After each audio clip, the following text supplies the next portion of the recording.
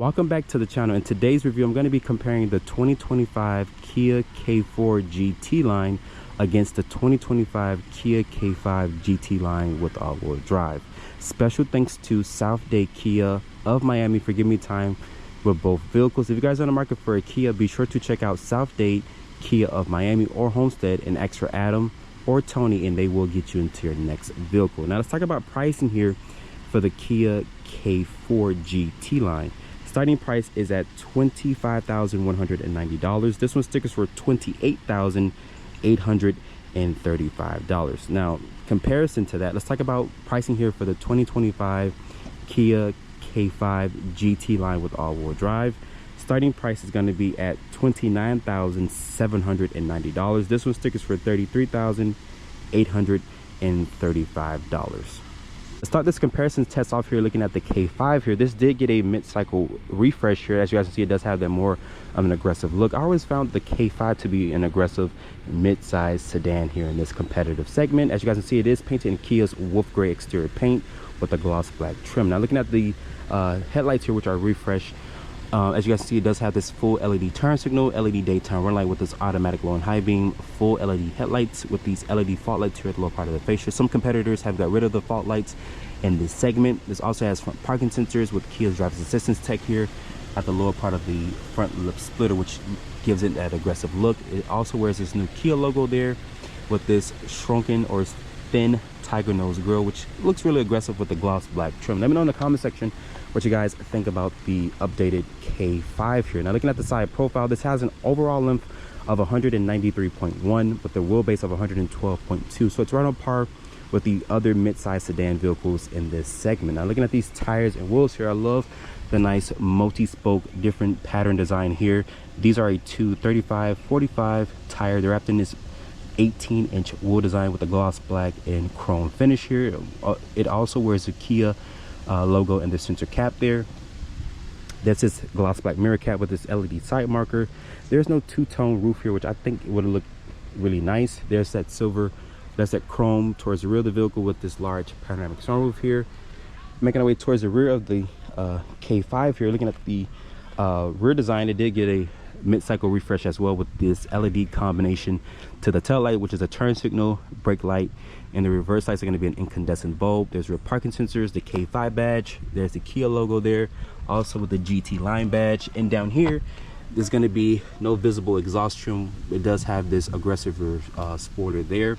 Open up the cargo back here, let's have a trunk release button there. It does reveal 15.6 cubic feet of space, so plenty of space here in this competitive segment. And the golden feature that most cars do not have in this modern era here is going to be a spare tire.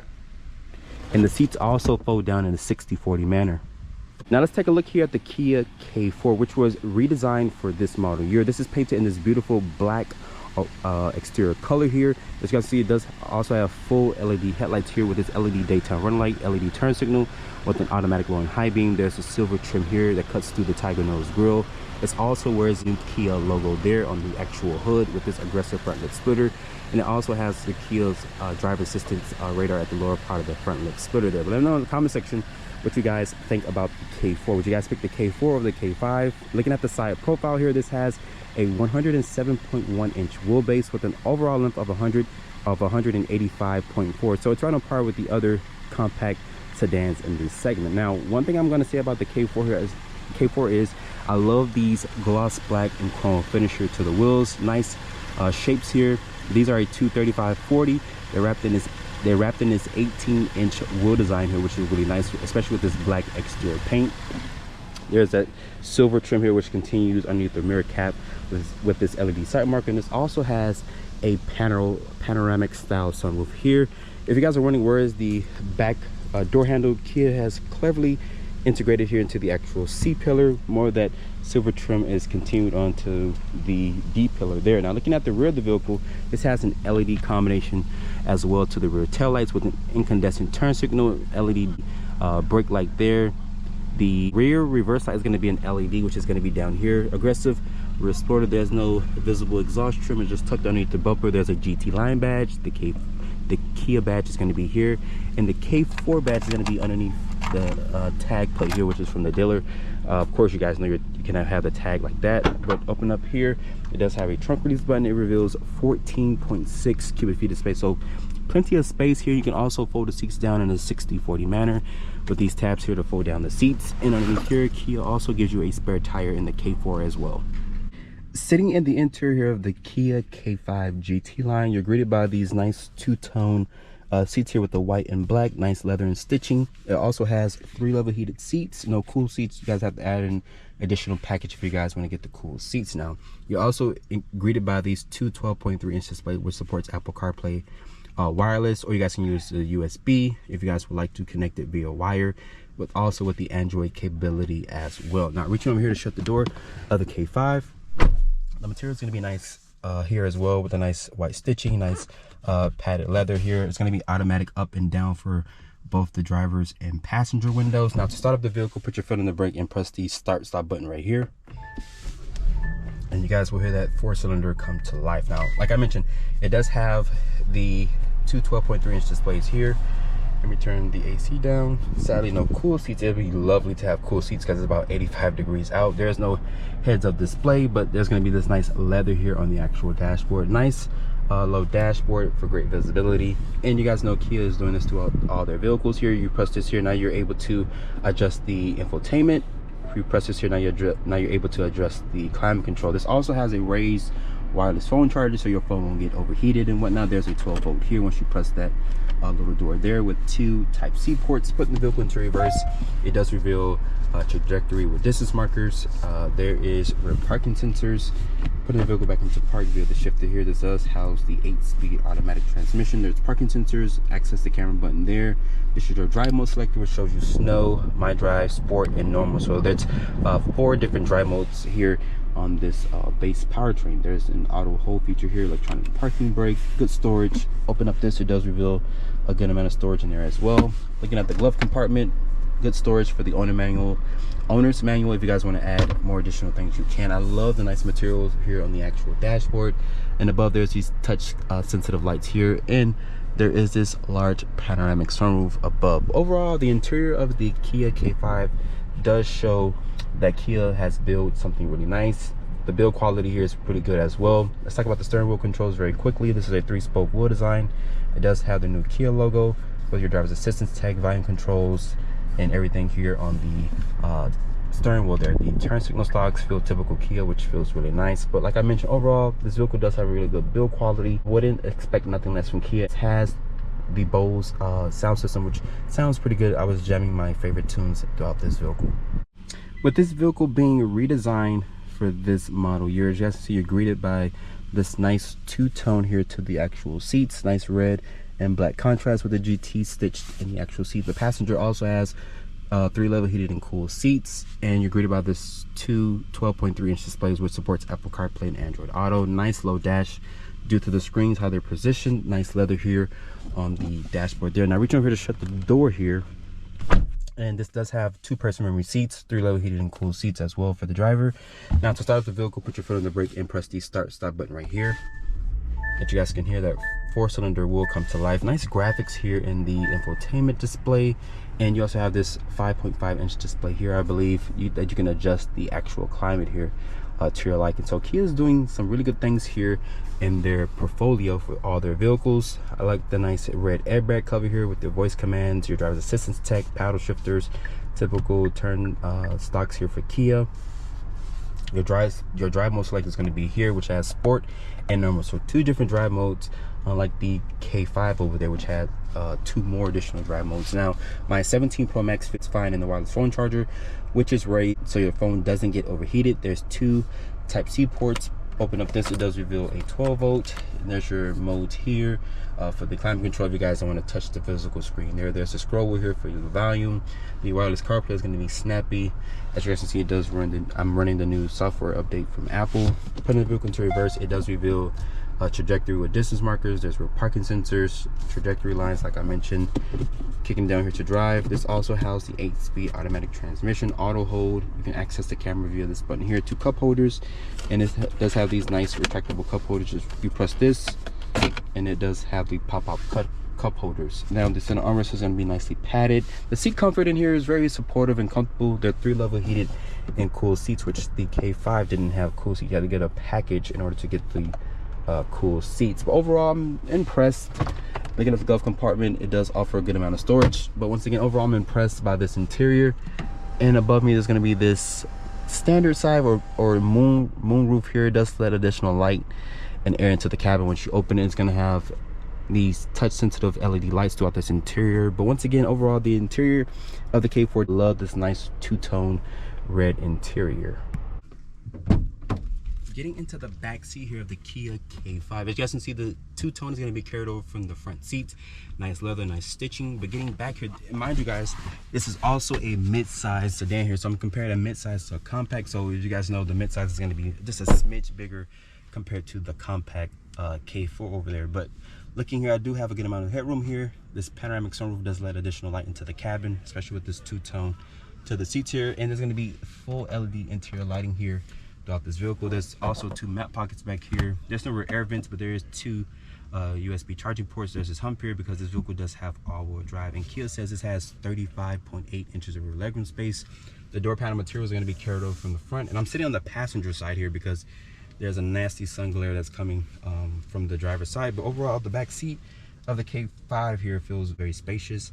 And pull this down here, it does reveal 2 cup holders and a nice area to rest your elbows, especially if you guys are going on a long road trip.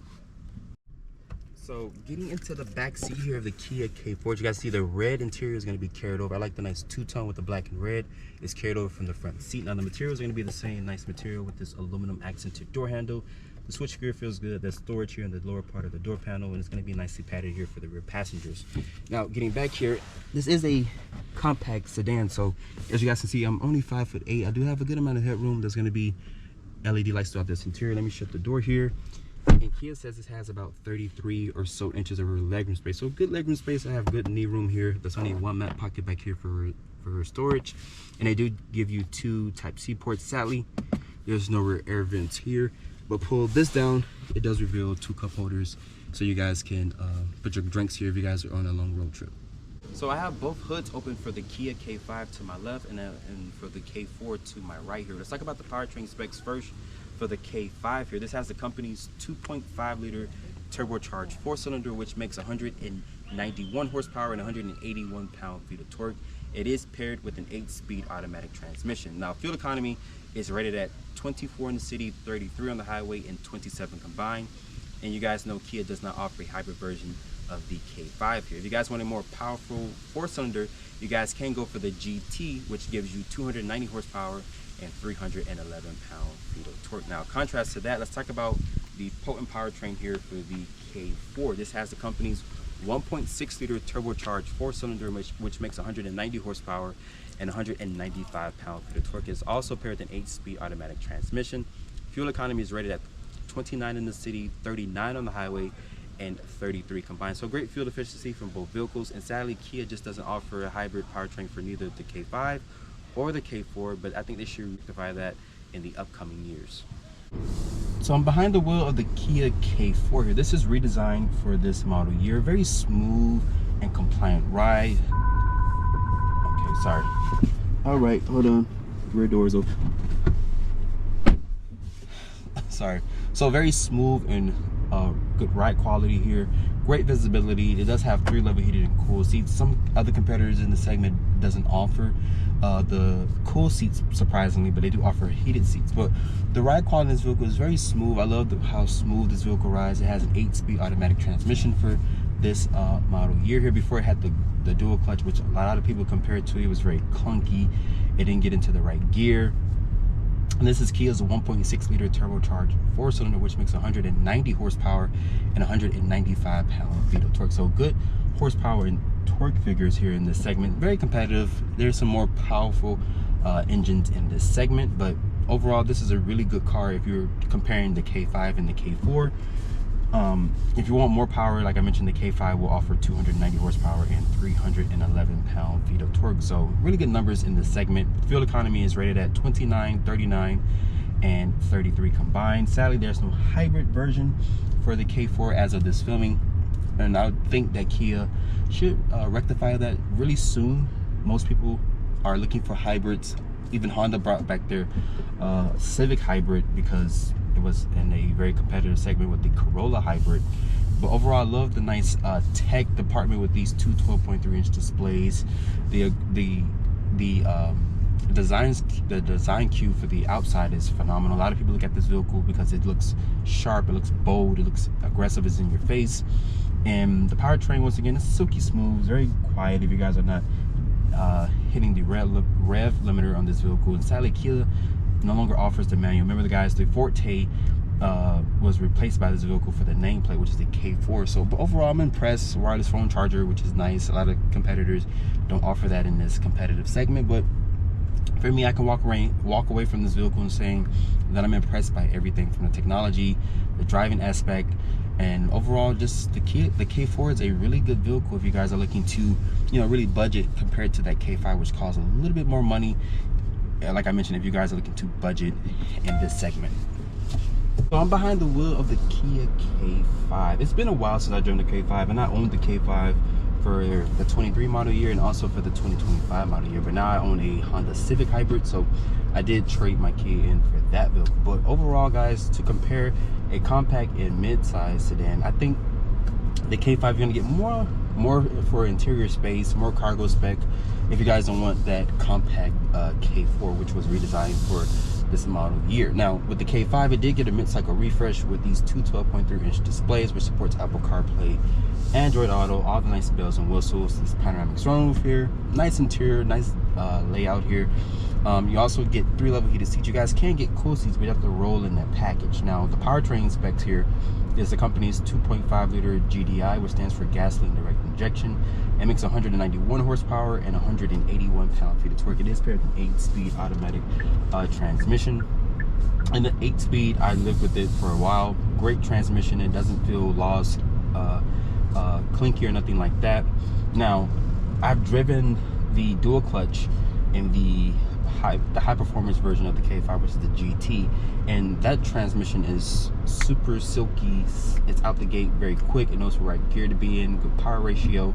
And now that powertrain makes 290 horsepower and 311 pound-feet of torque. So really good numbers in this segment, because you guys know all the other competitors have now going hybrid, so there's none of them that's making 300 horsepower or nearly 300 horsepower like the K5 and the Sonata inline, which those vehicles share the same powertrain componentry, which is 290 horsepower and 311 pound-feet of torque. Now fuel economy is decent for this vehicle. It's ready to get 24, 33, 27, so good fuel efficiency. And like I mentioned, sadly Kia does not offer hybrid for neither one of these vehicles as of this filming. So hopefully in the future Kia could rectify that and offer a hybrid powertrain, because I think both vehicles need it, especially that new K4. I think that would do very good. Sale numbers should pick up for Kia if they decide to bring the hybrid to the K4 family, also for the K5 as well. I think you can't go wrong. But if you guys are looking to get into this mid-size sedan here, and price is not an option if you guys don't want the K4, I think the K5 is a good addition as well if you guys want more interior space, and also more trunk capacity, because that's really what boils down to, you know, your preference, or also how the vehicle looks. I think performance wise, of course, the K5 does have a bigger engine, so it does offer more horsepower compared to the K4. But overall, I think both vehicles do have a nice interior. After spending time with the Kia K4 and Kia K5, it all boils down to which one you want to put in your driveway. If you guys want a mid-size sedan or a compact sedan in your driveway. Of course, both vehicles are going to be priced differently. That also plays a factor if you guys are looking to budget. If so, let me know in the comment section down below, would you guys pick the K4 or the K5?